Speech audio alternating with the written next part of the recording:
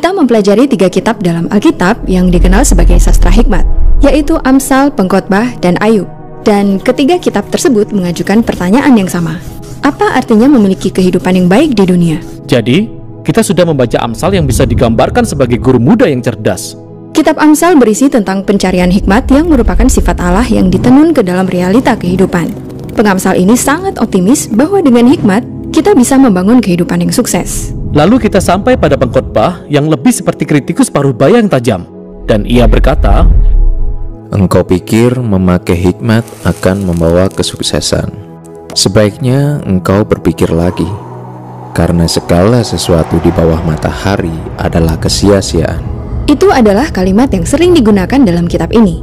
tapi untuk memahami kitab ini, kita harus memahami terlebih dahulu bahwa kita mendengarkan 2 suara. Jadi, pertama, suara seorang guru, dan kita menjulukinya sebagai kritikus. Dia adalah suara utama dalam kitab ini. Tapi, dia diperkenalkan kepada kita oleh sosok lainnya, yaitu penulis. Penulis ini adalah orang yang mengumpulkan kata-kata kritikus, dan kemudian di akhir kitab ini, dia merangkum semuanya menjadi pesan penutup. Jadi, mengapa penulis ingin kita mendengarkan kritikus? Penulis ingin mengubah sudut pandang kita akan dunia ini secara total. Penulis akan membiarkan kritikus mengeksplorasi 3 hal yang sangat meresahkan tentang dunia ini. Dan kami harus mengingatkan bahwa ketiga hal ini cukup menguras pikiran. Ya, nah, pertama adalah berjalannya waktu. Atau seperti kata kritikus, generasi yang satu pergi dan generasi yang lain datang. Tetapi bumi ini sudah ada di sini lama sebelum kita dan akan terus ada lama setelah kita. Tidak ada yang mengingat orang-orang dari masa lampau, dan orang-orang dari masa depan pun akan dilupakan juga oleh orang-orang yang datang sesudah mereka.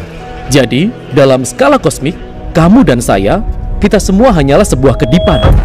Bintang-bintang dilahirkan, lalu mati, dan membentuk planet-planet yang mengorbitkan bintang-bintang baru.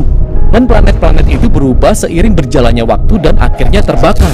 Di tengah-tengah jagat raya, seluruh keberadaan kita seperti sebuah kedipan di dalam waktu, Yang membawa kita pada pengamatan kedua dari kritikus yang meresahkan, yaitu bahwa kita semua akan mati. Manusia memiliki nasib yang sama seperti binatang, yaitu kematian. Semua orang, orang benar dan orang fasik, orang baik dan orang jahat, orang yang mempersembahkan korban kepada Tuhan maupun yang tidak, mereka semua memiliki nasib yang sama. Semua aktivitas dan kegilaan ini, kemudian kita semua akan mati. buku ini sungguh memusingkan. Begitu pula hal terakhir yang meresahkan kritikus, yang adalah kehidupan yang bersifat acak. Jadi menurut Amsal, kehidupan tidaklah berjalan secara acak. Ada hubungan sebab akibat yang jelas antara melakukan hal yang benar dan mendapatkan ganjarannya. Namun kenyataannya kehidupan tidak selalu berjalan seperti itu. Kritikus telah mengamati bahwa ada kesalahan dalam sistem. Dia menyebutnya sebagai nasib, atau seperti kata-katanya, Kemenangan perlombaan bukan untuk yang cepat, dan keunggulan perjuangan bukan untuk yang kuat. Juga roti bukan untuk yang berhikmat, atau kekayaan bukan untuk yang cerdas, atau karunia bukan untuk yang cerdik cendekia. Waktu dan nasib dialami mereka semua. Jadi intinya adalah bahwa kita tidak bisa benar-benar mengendalikan apapun dalam hidup ini, karena semuanya sangat tidak bisa diprediksi. Jadi, jika kita ingin memahami kehidupan, Maka kita sedang mempersiapkan diri kita untuk sebuah kejatuhan. Nah, di sepanjang kitab ini, kritikus memakai perumpamaan untuk menggabungkan semua hal-hal yang meresahkan ini. Hampir 40 kali kritikus mengatakan bahwa segala sesuatu adalah hevel. Hevel adalah bahasa Ibrani yang berarti asap atau uap. Seperti asap, kehidupan itu indah dan penuh misteri. asap memiliki sebuah bentuk. Namun, sebelum kita menyadarinya, dia sudah berubah menjadi bentuk yang baru. Dan asap terlihat padat, tapi coba peganglah. Asap itu akan menerobos keluar melalui sela-sela jarimu. Dan ketika kita terjebak di tengah-tengah asap yang tebal seperti kabut, kita tidak bisa melihat dengan jelas. Nah, terjemahan modern kita telah kehilangan pesan perumpamaan ini. Biasanya, hevel diterjemahkan sebagai kesia-siaan. Namun jika kita baca secara teliti, kritikus tidak mengatakan bahwa kehidupan ini tidak mempunyai makna. Dia hanya mengatakan bahwa maknanya seringkali samar.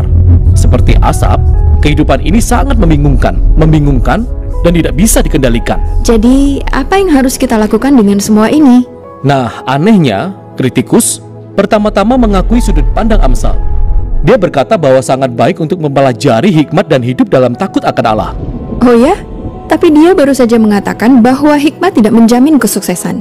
Namun dia tahu, itu adalah hal yang benar untuk dilakukan. Kedua, kritikus berkata bahwa karena kita tidak bisa mengendalikan hidup kita, maka berhentilah untuk mencoba mengendalikannya. Belajarlah untuk memegang sesuatu dengan tangan terbuka, karena kita hanya bisa mengendalikan satu hal saja, yaitu sikap kita terhadap keadaan saat ini. Janganlah khawatir, kata kritikus, tapi pilihlah untuk menikmati obrolan dengan teman-teman, atau hangat matahari di wajahmu, atau makan bersama orang-orang yang kita kasihi. Hal-hal sederhana dalam kehidupan. Ya, hal baik dan buruk, keduanya adalah anugerah Allah. Itu adalah hikmat yang mengejutkan dari pengkhotbah. Mendengarkan kritikus sangat menyakitkan dan dapat membawa kita pada kegelapan. Dan itulah mengapa penulis berbicara di akhir kitab ini. Dia tidak ingin kita hilang harapan. Dia ingin membuat kita menjadi seseorang yang rendah hati dan percaya bahwa hidup itu memiliki makna, bahkan ketika kita tidak benar-benar memahaminya. Dan kelak, Allah akan menghapus Hevel dan membawa keadilan atas segala perbuatan kita. Penulis mengatakan bahwa respon yang tepat terhadap semua ini adalah dengan takut akan Allah dan menaati perintah-perintahnya. Dan itulah isi kitab Pengkhotbah. Nah, ada satu suara lagi di dalam sastra hikmat Alkitab, dan itu adalah kitab Ayub. Dan Ayub akan membawa perspektif terakhir yang sangat kita perlukan dalam perjalanan kita mencari hikmat.